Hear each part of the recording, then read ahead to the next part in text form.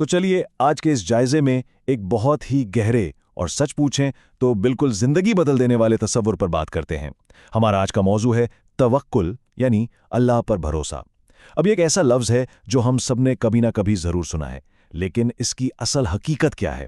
ہماری روزمرہ کی بھاگ دوڑ، ہماری جدوجہد اور سب سے بڑھ کر ہمارے ذہنی سکون سے اس کا کیا تعلق ہے؟ آج ہم اس کی گہرائی میں جائیں گے اور دیکھیں گے کہ کیا یہ صرف سوچنے کی حد تک ہے یا واقعی اس میں عمل کا کوئی زبردست خاکہ موجود ہے؟ اچھا، ایک سوال جو فوراً ذہنوں میں ابھرتا ہے وہ یہ ہے کہ کیا توکل کا مطلب سب کچھ چھوڑ چھاڑ کر بیٹھ جانا ہے؟ ہمارے ہاں اکثر ایک بہت بڑی غلط فہمی پائی جاتی ہے کہ اگر ہم نے معاملات اوپر والے کے حوالے کر دیے ہیں تو بس اب ہاتھ پر ہاتھ رکھ کر بیٹھ جانا ہے۔ یہ سوچ لیا جاتا ہے کہ اب کسی قسم کی بھاگ دوڑ کی ضرورت نہیں رہی، کیونکہ جو قسمت میں لکھا ہے وہ تو مل ہی جائے گا۔ لیکن کیا واقعی ایسا ہے؟ کیا الہی بھروسے کا مطلب بالکل غیر متحرک ہو جانا ہے؟ یہ سوال توکل کی پوری عمارت کو سمجھنے کے لیے نہایت اہم ہے۔ اب جو بات واقعی بہت دلچسپ ہے وہ یہ ہے کہ یہ نظریہ ہماری اس پرانی غلط فہمی کو جڑ سے اکھاڑ پھینکتا ہے۔ محنت کو ترک کر دینا ہرگز توکل نہیں ہے۔ حقیقت اس کے بالکل برعکس ہے۔ توکل تو دراصل ایک بہت ہی متحرک قسم کی شراکت داری کا نام ہے۔ یہ بھرپور انسانی کوشش اور اللہ پر بھروسے کا ایک نہایت شاندار اور طاقتور ملاپ ہے۔ مطلب انسان کا فرض ہے کہ وہ اپنے حصے کا کام پوری دیانتداری اور جانفشانی سے کرے۔ صرف زبانی دعوے کرنا اور عملی طور پہ کچھ نہ کرنا توکل کی روح کے خلاف ہے۔ تو سب سے اہم نقطہ یہ نکلا کہ اصل توکل تو شروع ہی تب ہوتا ہے جب انسانی کوشش اپنے عروج پر پہنچتی ہے۔ اس پوری بات کو مزید آسانی سے سمجھنے کے لیے آئیے اس نہایتی منطقی 2 قدمی عمل کو دیکھتے ہیں۔ پہلا قدم بالکل واضح اور سیدھا ہے، اپنی پوری کوشش کرنا۔ مطلب کسی بھی کام میں جو بھی ذرائع، جو بھی صلاحیتیں اور جو بھی مواقع میسر ہیں ان سب کا بھرپور استعمال کرنا اور کوئی کسر باقی نہ رکھنا۔ اور پھر آتا ہے دوسرا قدم، نتیجہ اللہ کے حوالے کر دینا۔ جب کوئی شخص اپنا 100% دے چکا ہو تو پھر اسے چاہیے کہ خود کو نتائج کی فکر سے بالکل آزاد کر لے، کیونکہ حتمی کامیابی یا ناکامی صرف اور صرف اسی ذات کے ہاتھ میں ہے۔ یہ تسلیم کر لینا کہ ہمارا اختیار صرف کوشش تک محدود ہے، سچی بات ہے، اپنے آپ میں ایک بہت بڑی آزادی کا احساس ہے۔ اور یہ اگلی بات بڑی خوبصورتی سے واضح کرتی ہے کہ عملی اقدام اور روحانی سپردگی کے بیچ کیا رشتہ ہے۔ نبی کریم صلی اللہ علیہ وسلم کا یہ بہت ہی مشہور اور جامع قول ہے، اونٹ کو باندھو پھر اللہ پر بھروسہ کرو۔ یہ توکل کی سب سے بہترین تعریف ہے۔ دیکھیں، یہ محض ایک جملہ نہیں بلکہ پوری زندگی گزارنے کا ایک فلسفہ ہے۔ اگر کوئی شخص اپنے اونٹ کو یوں ہی کھلا چھوڑ دے اور کہے کہ اللہ اس کی حفاظت کرے گا تو بھائی یہ توکل نہیں، بے وقوفی ہے۔ پہلے اسباب اختیار کرنا، یعنی اونٹ کا گھٹنا باندھنا، یہ ہماری ذمہ داری ہے، اور پھر اس پختہ یقین کے ساتھ دل کو پرسکون کر لینا کہ اب اس کی اصل حفاظت اللہ کے ذمہ ہے، یہ ہے حقیقی توکل۔ یعنی عملی کام ہمیشہ روحانی سپردگی سے پہلے آئے گا۔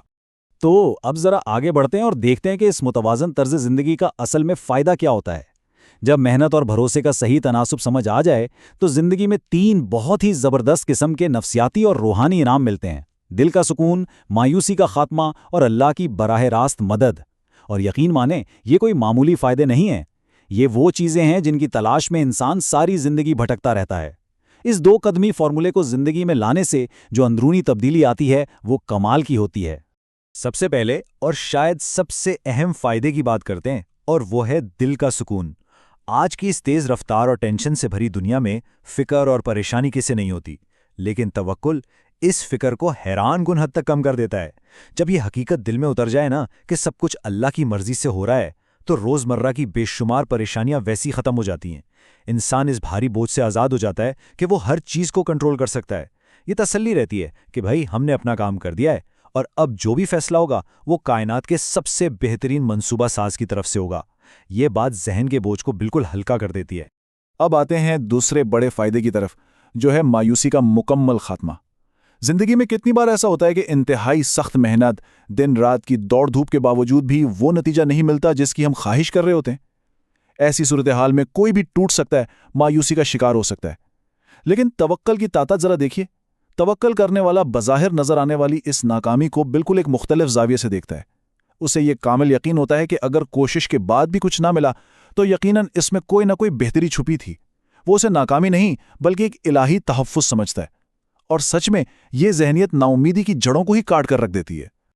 اور پھر ہم آتے ہیں تیسرے فائدے کی طرف، جو اس پوری مشق کا سب سے شاندار اور حتمی انعام ہے: قرآن کی یہ انتہائی طاقتور آیت اس بات کی ضمانت دیتی ہے کہ جو اللہ پر بھروسہ کرتا ہے اللہ اس کے لیے کافی ہو جاتا ہے۔ اب ذرا سوچیں، اس سے بڑی بات اور کیا ہو سکتی ہے؟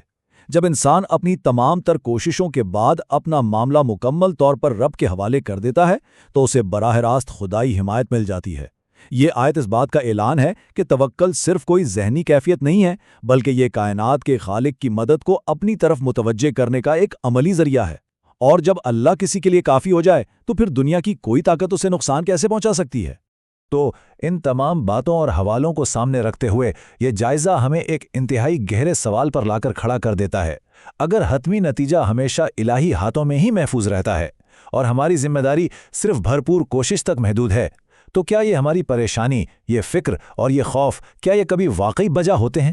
کیا ان چیزوں کے لیے راتوں کی نیند اڑا دینا درست ہے جو ہمارے اختیار میں ہی نہیں؟ اس توازن پر ذرا غور کیجیے گا۔ محنت اور روحانی سکون کے اس خوبصورت امتزاج نے یقیناً سوچنے کے نئے زاویے دیے ہوں گے، کیونکہ جب یہ جان لیا جائے کہ اصل کامیابی کوشش اور بھروسے کے اس حسین ملاپ میں ہے تو زندگی کو دیکھنے کا نظریہ ہی بدل جاتا ہے۔